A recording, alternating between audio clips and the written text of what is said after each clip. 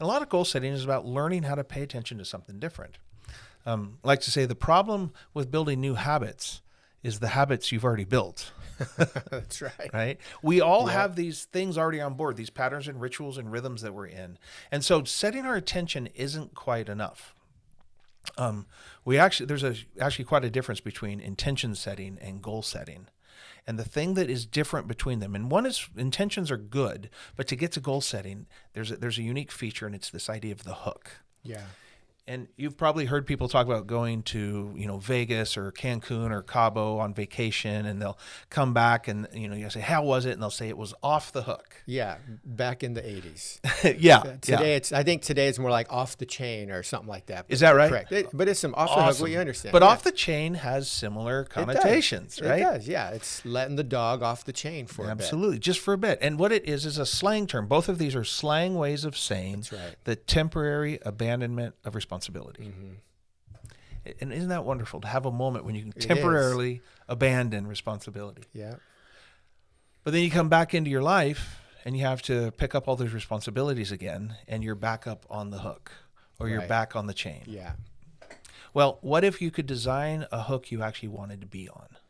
What if you could design a chain that bound you, that contained you, limits and restraints to something you actually wanted to engage? Yeah. And that's the difference between setting intention, where it's fun, it's easy, it's exciting, it's inspiring, and actually doing the work of counting the cost, imagining the work it's going to take, and choosing in a way to get up on a hook or re-anchor yourself to something. But instead of it being something that isn't helpful or you don't want or isn't bringing life to you, it's something you actually want. So when you say a hook, what I'm envisioning is that that's a mechanism, some sort of mechanism of accountability.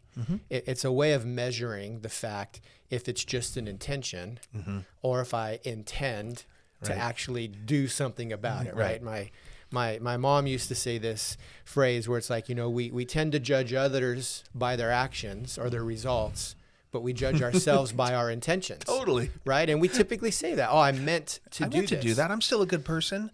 But the fact is you're saying we design hooks. It is a measurement of accountability. It's a mechanism. So the most common would be we have intentions to be healthy, and we have a scale, right? The scale is the objective. It's a measuring stick. It's not biased, right? And when we get on the scale, it results what's true. It's there, and we get to see whether we're actually moving toward our intention or not. But is that kind of what you mean when you talk about designing a hook? And how do we design hooks that we want? Well, you have to first, you have to first want what you're going after. That's why we talk a lot about intrinsic motivation. If you're establishing a goal that you think you should have, or somebody else wants for you, or the doctor told you need to move more or lose weight or something, it's like, there's nothing wrong with what the doctor said, but that's not your voice yet.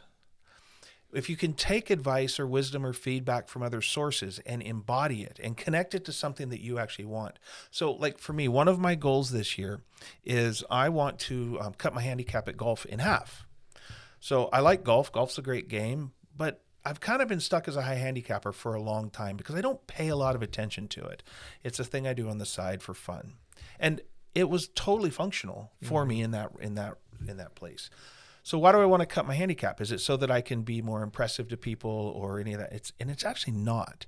It's because I do so much conceptual work that I don't spend a lot of time paying attention to my body. Sure. I just don't embody all the ideas that I have and all that kind of stuff. But golf requires you to connect to your body. And I'm like, if I can cut my handicap in half, it means I have to pay attention to my body in a different way. Right. And I'm getting older and I can't just take my body for granted anymore. It's starting to not respond really well to life. Yeah. And so by having this thing, this measuring stick of a golf handicap, what I'm actually measuring is, am I doing my stretching? Am I increasing my functional strength? Am I walking more? Am I paying attention to my body and using that as a new way to grow as a person? So yeah, it's about a golf handicap, but that's really just a measuring stick of an internal motivation that I have around a new way I want to show up in the world.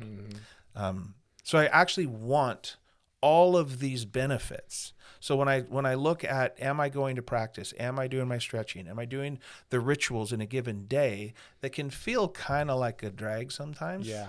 But if I can connect them back to, oh no, I'm doing this because I want the result, and there's a gap right now, and I can feel it in my back.